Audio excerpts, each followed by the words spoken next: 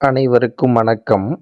இந்த வீடியோவில் பட்டா பற்றிய சுப்ரீம் கோர்ட் உச்சநீதிமன்றத்தின் ஒரு மிக முக்கியமான தீர்ப்பு பற்றி இந்த வீடியோல பார்க்க போகிறோம். அமீன்லால் விசஸ் ஸ்டேட் ஆஃப் ஹரியானா அப்படிங்கிற கேஸ்ல பட்டா பற்றிய ஒரு முக்கியமான தீர்ப்பை சுப்ரீம் கோர்ட் கொடுத்திருக்காங்க. என்ன சொல்றாங்க அப்படின்னா, பட்டா என்பது வருவாய்த்துறை அதிகாரிகளால் அவர்களுடைய பணிக்காலங்களில், அவர்களுடைய கோர்ஸ் ஆஃப் டியூட்டி, அவர்களுடைய வேலை நாட்களில், அரசு அதிகாரிகளின் வேலை நாட்களில் பராமரிக்கக்கூடிய, மெயின்டைன் செய்யக்கூடிய ஒரு ஆவணம். இந்த ஆவணம் இந்திய சாட்சிய சட்டம், அதாவது section 35 of Indian evidence act, பிரிவு 35 இந்திய சாட்சிய சட்டம் 1872 கீழ் ஏற்றுக்கொள்ளக்கூடிய ஒரு ஆவணம் அப்படிங்கிறத சொல்றாங்க. அதாவது பட்டாவை உரிமைக்கான ஆவணமாக பயன்படுத்த, அதாவது டைட்டிலுக்கான ஆவணமாக பயன்படுத்த முடியவில்லை என்றாலும், பட்டா என்பது அனுபவம், பொசஷனை குறிக்கக்கூடிய ஒரு ஆவணம். அதாவது பட்டாவை